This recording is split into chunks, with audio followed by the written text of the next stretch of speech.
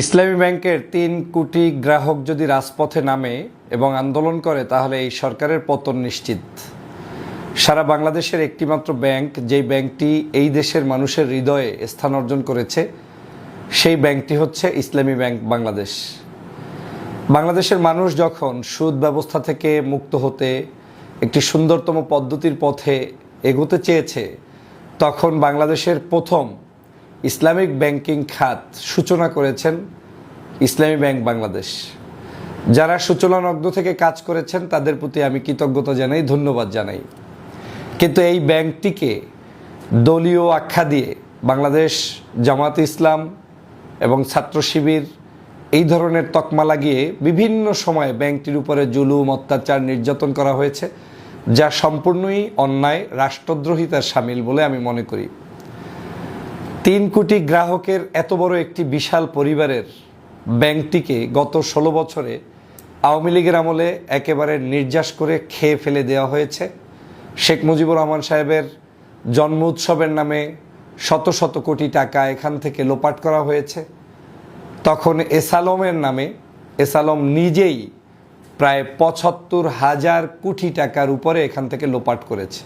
হুন্ডির মাধ্যমে দেশে বিদেশে বিভিন্ন জায়গায় টাকা পাচার করেছে।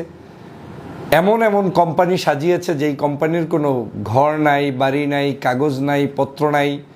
এই সব কিছু ছাড়াই এরকম করে ৭৫,০০০ কোটি টাকা লোপাট করেছে এসালম।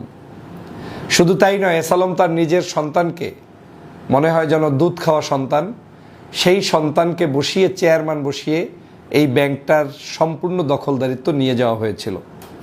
আপনারা জানেন এই ব্যাংকটি এখন পর্যন্ত প্রায় ৪০০-র উপরে শাখা রয়েছে, উপশাখা ২৭১টি, এবং সারা বাংলাদেশে তাদের প্রায় ২০,০০০-এর অধিক কর্মকর্তা চাকরিজীবী হিসেবে এখান থেকে তারা বিভিন্ন সহযোগিতা নিচ্ছেন। এই বিশাল জনগোষ্ঠীর একটি ব্যাংককে নতুন করে আবার নাই করে দেওয়ার জন্য প্রচেষ্টা শুরু করেছেন বর্তমান সরকার। বর্তমান সরকারের স্বরাষ্ট্রমন্ত্রী মহোদয়, আপনারা নিশ্চয়ই জানেন যে বাংলাদেশের ৫ই আগস্টের পরে উনি যখন শিলং থেকে বাংলাদেশে আসলেন, তখন ঢাকা এয়ারপোর্টে এই এসালমের গাড়িতে করেই কিন্তু তাকে বাড়িতে গিয়ে যেতে হয়েছিল, এবং সেই গাড়িতে যখন তিনি এসেছেন তখন সে নিয়ে বাংলাদেশের বিভিন্ন বিতর্ক হয়েছে, আলোচনা হয়েছে। সেখান থেকেই আমরা স্পষ্ট হতে পারি যে আমাদের এই শিলংয়ের সাথে, আমাদের জনাব স্বরাষ্ট্রমন্ত্রীর সাথে বর্তমানে এসালমের সাথে একটি অন্তরঙ্গ সম্পর্ক, ভিন্ন ধরনের আন্ডারগ্রাউন্ডের সম্পর্ক রয়েছে। আর না হলে আজকের এই ৫ই আগস্টের পরবর্তী বাংলাদেশে নতুন করে ইসলামী ব্যাংকে দখলদারিত্ব চেষ্টা চালানো, এটা কারো পক্ষে সম্ভব না, কোনো সঠিক মানুষের পক্ষে এটা সঠিক কাজ নয়।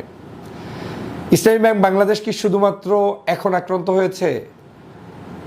এই আওয়ামী লীগের আমলে যে আক্রান্তটা হয়েছে, সেই আক্রান্তটা আবার নতুন করে যখন বিএনপির আমলে হচ্ছে, তখন আমাকে মিলাতে হচ্ছে যে what is the different in between BNP and Awami League.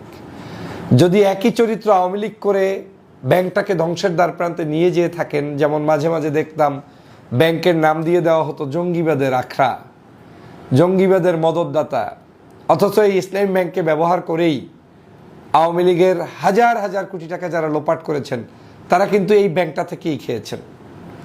বাংলাদেশে একটা প্রচলিত ধারা আছে, প্রেম করতে আপনার মডার্ন কিছু মানুষ লাগে, আর বিবাহের জন্য ছাত্র শিবিরের ছেলেদেরকে পছন্দ করা হয়। এর কারণ হচ্ছে ছাত্র শিবির যে একজন আদর্শিক মানুষ, তারা যে সত্যিকার অর্থে তার স্ত্রীর প্রতি অধিকার প্রতিষ্ঠা করতে পারবে, সঠিক দায় দায়িত্ব পালন করতে পারবে, এটা কিন্তু আওয়ামী লীগ বিএনপি সবাই জানে। আর যে কারণে মেয়ের বিয়ের ক্ষেত্রে পছন্দ করে ছাত্র শিবিরের ছেলেরা কোথায় আছে এরকম। বাংলাদেশেও একই ধারায় খাওয়া দাওয়ার যে কোনো প্রয়োজন হইলে তখন নিজেরা কোনো প্রতিষ্ঠান করতে পারে না, যেহেতু চাঁদাবাজি করেই যাদের জীবন চলে, তাদের আর অন্য কোনো জায়গা থেকে আয় ইনকাম করার সোর্স বা জ্ঞান বুদ্ধি নাই। সে কারণে তারা জামাত ইসলাম কি গঠন করে সেটা দিয়ে কিছু খাওয়ার চেষ্টা করে। যেমন আমরা দেখেছি বিগত সরকারের আমলে বাংলাদেশের অন্যতম বিশ্ববিদ্যালয়, বেসরকারি ইন্টারন্যাশনাল ইসলামিক ইউনিভার্সিটি চট্টগ্রাম, সেটাকে আওয়ামী লীগের একজন এমপি মহোদয় সেটাকে দখল দিলেন। মানারাত ইন্টারন্যাশনাল ইউনিভার্সিটি এবং স্কুলের মাঠ দখল দিলেন। বিভিন্ন কোচিং সেন্টারগুলো পর্যন্ত, যেগুলো ছাত্র শিবিরের পরিচালনায় পরিচালিত, সেগুলোকে পর্যন্ত তারা দখল দিলেন। এই যে দখল বাণিজ্য যারা চিন্তা করে, যারা নিজেরা মননশীল নয়, জ্ঞানী নয়, জ্ঞান বিজ্ঞান চর্চা পছন্দ করে না, যারা নিজেরা কোনো কিছু গড়তে জানে না, তারা আসলে এই দখলদারিত্ব পছন্দ করে। তারই অংশ হিসেবে আবার নতুন করে ইসলামী ব্যাংক বাংলাদেশকে দখল দেওয়ার পায় তারা শুরু করেছে। এবং ইতিমধ্যে আপনারা জানেন যে আওয়ামী লীগের দোসরকেই নতুন করে চেয়ারম্যান হিসাবে বসিয়ে দেওয়া হয়েছে। আমি একদম স্পষ্ট বার্তা দিয়ে বলতে চাই, সাবধান করে দিয়ে বলতে চাই, বাংলাদেশে ফেসিবাদের পতন হয়েছে জামাত শিবিরকে নিষিদ্ধ করার 4 দিনের মাথায়। শেখ হাসিনা যখন মনে করেছেন যে আওয়ামী লীগের জন্য প্রধান কাটা হচ্ছে জামাত শিবির, তিনি তাই জামাত শিবিরের উপরে সর্বোচ্চ শাস্তিটা প্রয়োগ করেছেন। তাদেরকে গ্রেপ্তার, হামলা মামলার পরেও তাদের দলটা পর্যন্ত নিষিদ্ধ করে দিয়েছিলেন সন্ত্রাসী হিসাবে। তার 4 দিনের মাথায় কিন্তু শাস্তি ভোগ করতে হয়েছে শেখ হাসিনাকে, নিজে স্বয়ং পালিয়ে গিয়ে দুপুরবেলার ভাতও খেতে পারেননি।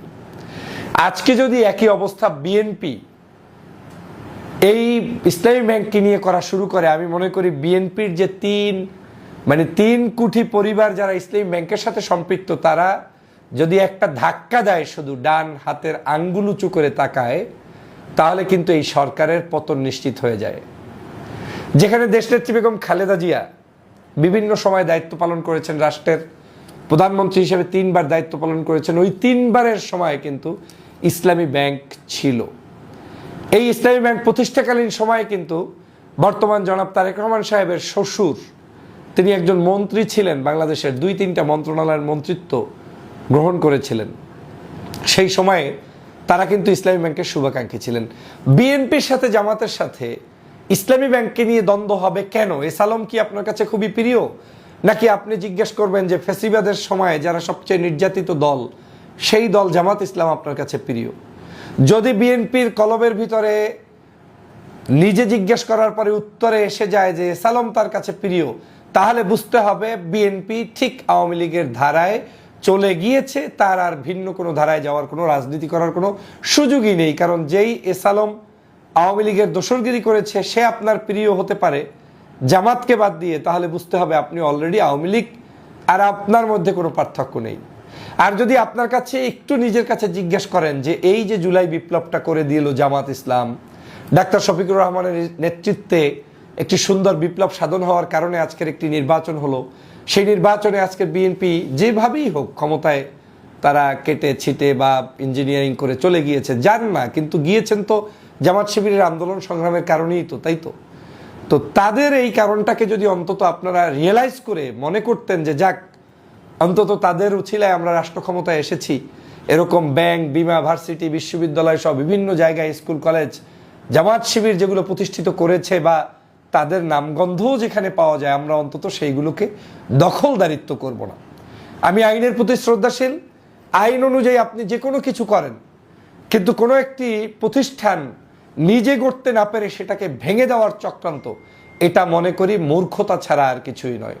বর্তমান মাননীয় প্রধানমন্ত্রী জনাব তারেক রহমান সাহেব যে কমিটমেন্ট দিচ্ছেন, আমি তার বক্তব্যে মাঝে মাঝে বুঝি যে ইউনিটি কনসেপ্ট নিয়ে তিনি আগাচ্ছেন, এবং আমার পিএইচডিও ইউনিটি কনসেপ্টের উপরে। সো সেই ইউনিটি কনসেপ্ট যদি ধরে রাখতে হয়, তাহলে জামাতকে দূরে রেখে নয়, একটা ব্যাংককে প্রতিপক্ষ বানানো নয়, একটা বিশ্ববিদ্যালয়কে ধ্বংস করে দিয়ে নয়, একটা হসপিটালকে নিষিদ্ধ করে দিয়ে নয়, বরং দলীয়র বাহিরে, এই যে আজকে ধরেন আমি কথা বলছি, দলের বাহিরে কথা বলছি, এখানে দলের বিষয় না, আমিও একজন ইসলামিক ব্যাংকের গ্রাহক, তো আমি গ্রাহক হিসেবে আমি কথা বলবো।